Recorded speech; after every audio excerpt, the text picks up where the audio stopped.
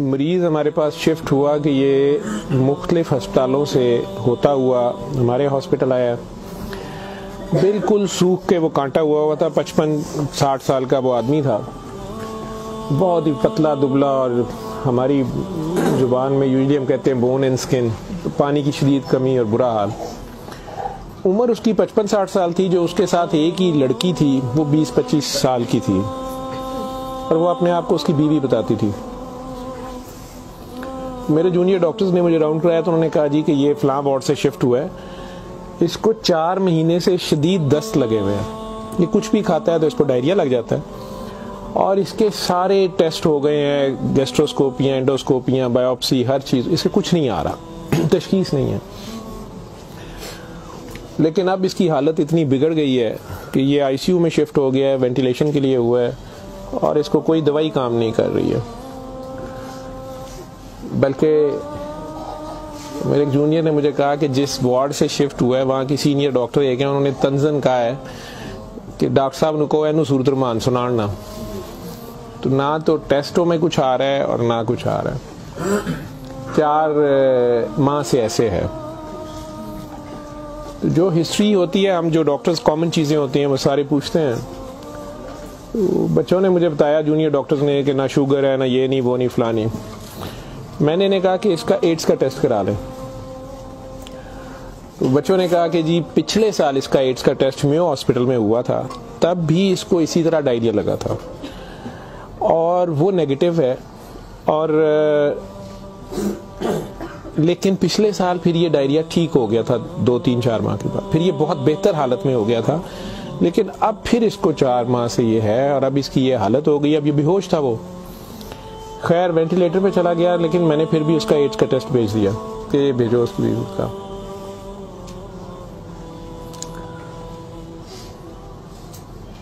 सूरह रहमान हमारे आईसीयू में वैसे ही लगती है, सुबह दोपहर शाम, कई बार मिस हो जाए, दिन में कम से कम एक बार जरूर लग जाती है। कोई ना कोई डॉक्टर नर्स ड्यूटी अपनी समझ के इसको लगा देते हैं।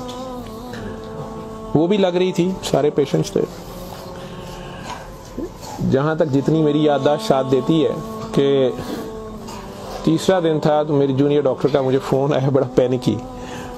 उसने कहा कि सर ये पेशेंट जो है इसकी हालत तो ख़राब ही है, वैसे ही है, बेहतर नहीं हो रहा ये वाला पेशेंट।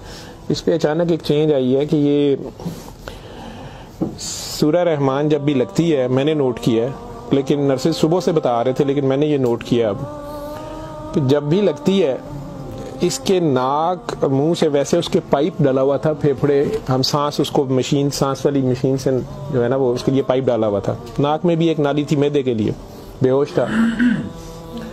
उसने कहा जी इसके नाक में से सुंडियां उबलना शुरू हो जाती हैं बाहर को, और नर्सेज इसके ऊपर ड्यूटी करने से तंग हो रहे हैं। तो अब शक्कर एक मशीन होती है जिससे हम मरीज के अंदर से एक बलगम निकालते हैं जो नेगेटिव प्रेशर से सक करती है। तो सर इसको हम सक करते हैं, लेकिन ये नहीं समझ आ रही कि ये कहाँ से आ रहे हैं। मैंने कहा इसके मैदे से खींच के देखे, उन्होंने कहा जी उधर से नहीं आ रहे। मैं इनकी सांस वाली नाली से आ रहे हैं, उसमें से भी नहीं आ रहे। लेकिन जब सूरह रहमान बंद करते हैं ये ख़त्म हो जाते हैं, ये बाहर नज़र नहीं आते। यहाँ हमारी हड्डियों में खाली जगह होती है, उन्हें हम साइनस बोलते हैं डॉक्टर्स। तो मैंने कहा यार फिर इसके ये साइनस से आ रहे हैं, और मेडिकली हम इसे मैगट्स इन्हें कहते हैं हम। शुगर का मरीज बेचारा आखिरी स्टेज पे, कई बार उसके जख्म बहुत ख़राब हो जाए तो उसमें कीड़े कई बार पड़ जाते हैं इस तरह। लेकिन ये चीज़ मैंने नहीं सुनी थी, और ना ही उसकी कोई, ना वो शुगर का मरीज था ना कुछ और था। मैंने डॉक्टर साहब से कहा कि आप जो है ना इसका ये तो अब एंटीबायोटिक्स जा रही हैं, सारा कुछ जा रहा है, वैसे इसके एड्स के टेस्ट का पता करें वो कब तक आएगा। तो मुझे लग रहा है कि इसकी कुव्वत मुदाफ़ियत कोई नहीं है, और ये कीड़े इस तरह पड़ गए हैं, लेकिन उसके अलावा कोई और रिश्तेदार इसका है ही नहीं है, और वो कोई चीज़ ला भी नहीं रही। दवाइयाँ भी हमने खुद अपने फंड से शुरू कर ली हैं।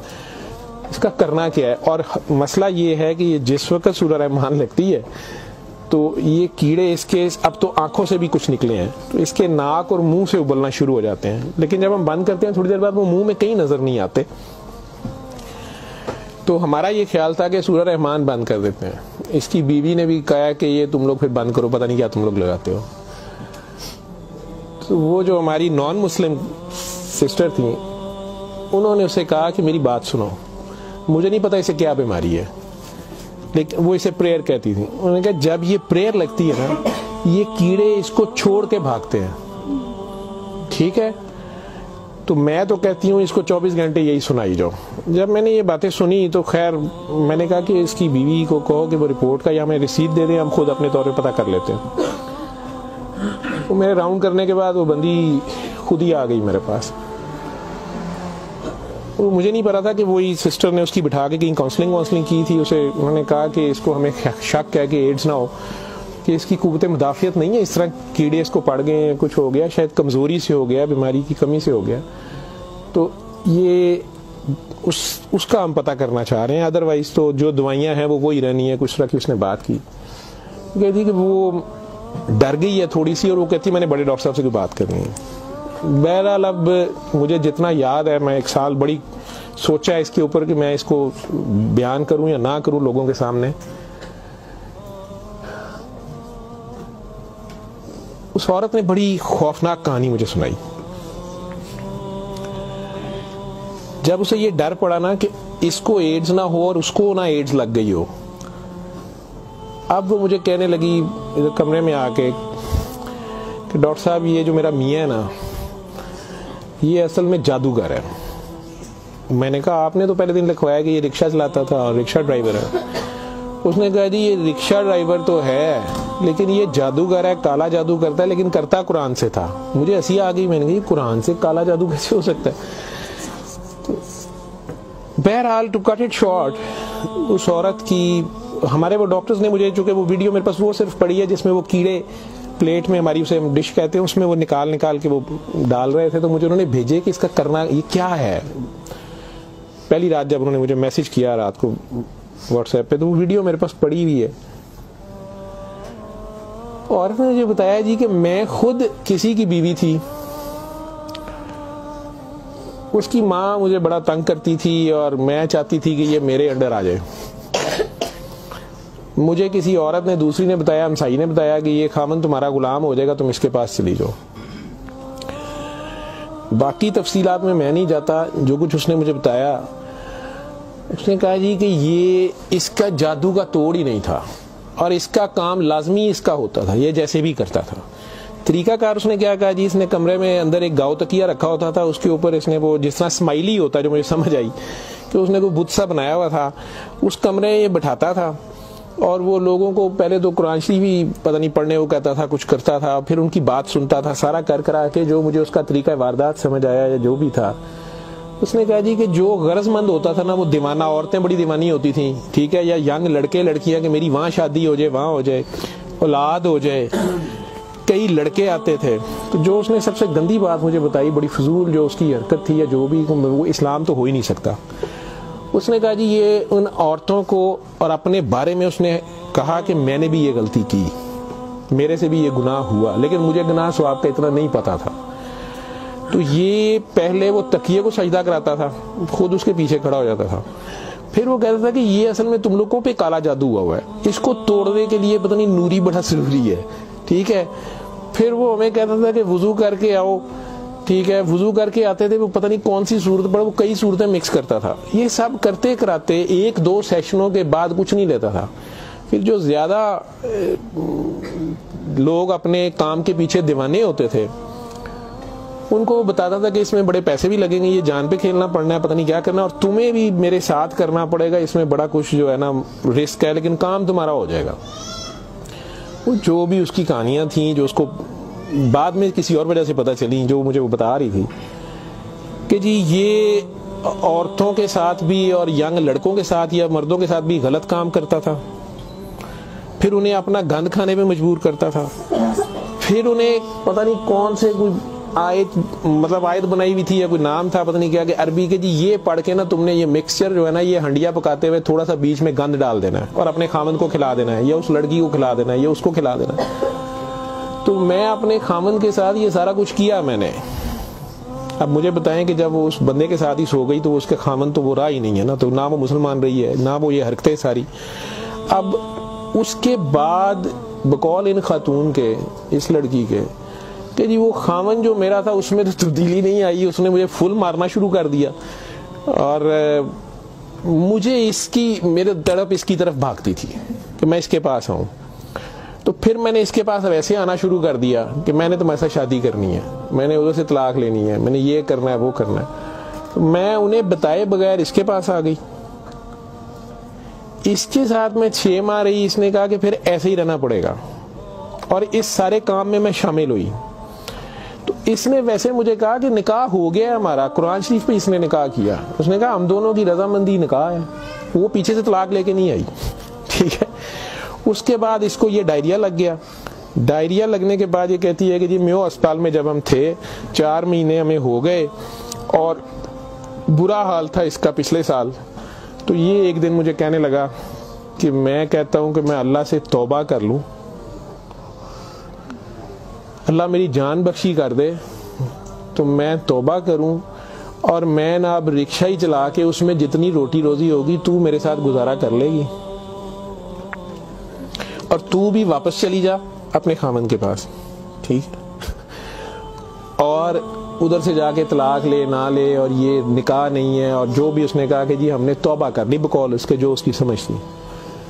ये कहती है जी मैं वापस गई, मेरे खामन ने फिर मुझे मारा। उसने कहा मैं तुम्हें तलाक दे चुका हूँ, तुम मेरी तरफ से फारिग हो, तुम कहाँ से आई हो, ये आई हो, इतनी देर बाद आई हो, जो भी आई हो। खैर मैं फिर वापस इसके पास आई। तो ये कहती है कि जी वो मैं कोई 48 घंटे बाद, शायद 2 दिन बाद वापस आई है। देखो मैं अस्पताल थे, डॉक्टर बड़े हैरान सन, पेट से ठीक हो गया सी। उन्होंने क्या दवाई फलानी माफक आ गई है, फलानी माफक आ गई है। तो ये अपने पैरों पे खड़ा हो गया। अगले कोई 10-12 दिनों में उन्होंने छुट्टी दे दी। फिर ये मुझे मस्जिद एक में लेके गया, वहां हमने निकाह किया, ठीक है। निकाह किया, ये रिक्शा चलाना शुरू हो गया। तो डॉक्टर साहब 6 महीने इन्हें बड़ी मेहनत की थी, रिक्शा भी चलाया, मैं भी कदे सुखी गिली खांदे सा चंगा भला सी। पर डॉक्टर साहब दुनिया बड़ी जालम है, यदी शोहरत सी दुनिया पिछे पैंदी सी, कहंदा सी मैं काम छड़ छड़िया है। डॉक्टर साहब हूँ फिर एक बच्ची आई, तो बड़ी सोहनी सी, वो बड़ी रोंदी सी, ओदा पता नहीं की मसला सी। डॉक्टर साहब ने ਉਹਦੇ ਨਾਲ फिर वही काम शुरू कर लिया। इन्हें फिर वही काम शुरू किया है। मैं इनू पहले कहती रही हाँ, लेकिन डॉक्टर साहब ਇਹਦੇ ਚ पैसे बड़े आते सन। ਉਹਦੇ बाद हूँ 4 महीने तो ये इसकी ये हालत है, और अब ये बेहोश है। अब मैं अल्लाह से तौबा करना चाहती हूँ, अल्लाह मुझे माफ़ कर दे, मुझे तो समझ नहीं थी, तो मुझे माफ़ी ले दें, और इसका अब क्या बनेगा और क्या नहीं बनेगा। मैंने ये काफ़ी बीच में से सेंसर करके आप लोगों को सारी बात सुनाई है। और मुझे कहती है जो कीड़े इसके अंदर से निकलते हैं ये क्यों आ रहे हैं, ये कहाँ से आ रहे हैं। मैं कि बीबी ये, मैंने उसे साइनसेस वगैरह समझाया। मैं कि ये इसके बहुत ज़्यादा खून की कमी है, इसके अंदर जरासीम पड़ गए हैं, जो भी। मैं डॉक्टरी तो मैं उसे और क्या मैं उसे कहता।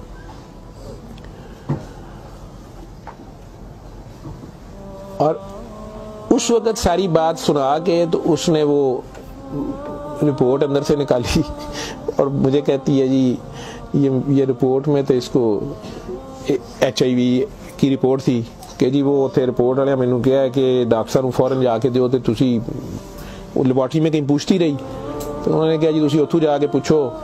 तो मैं दसिया मेरे खामन दी मैनू दसो, उन्होंने कहा तुसी अपनी भी कराओ। तो डॉक्टर साहब ये रात दी मेरे कोल है, तो मैं मैनू तो नहीं बीमारी होएगी, मैं सूरत रहमान सुन ला। मैंने कहा जी आप भी सुने, 7 दिन सुने, मैं आपको क्या कह सकता हूँ। 1 दिन वो और जिंदा रहा, बंदा मर गया। आखिर तक उसके कीड़े वो आते रहे उसी तरह। जब भी वो सूरह रहमान लगती थी वो ऐसे होता था जैसे उबलते थे बाहर को, नाक से उसके, मतलब वो 1-2 नहीं होते थे कि जिन्हें आप पकड़ के साइड पे कर दें। मैंने बताया ना कि वो शक्कर मशीन रख के, तो उससे वो शक्कर में हम शक करते थे उसको सारा, वो मशीन में जाते थे, लंबी सुनिया उसकी नाक से मुंह से। और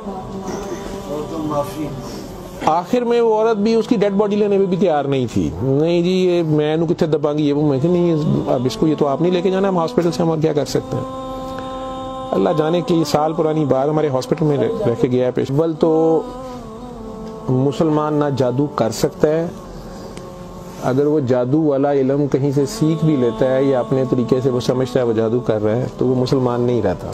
एक चीज़, कुरान को ही लोग मिसयूज़ करते हैं, नापाक हालत में गलत तरीके से बड़ा कुछ करते हैं, और कई बार हम नासमझी में भी अपना खसारा बढ़ाते हैं, हमें समझ नहीं होती और हम कुछ चीज़ें करते हैं।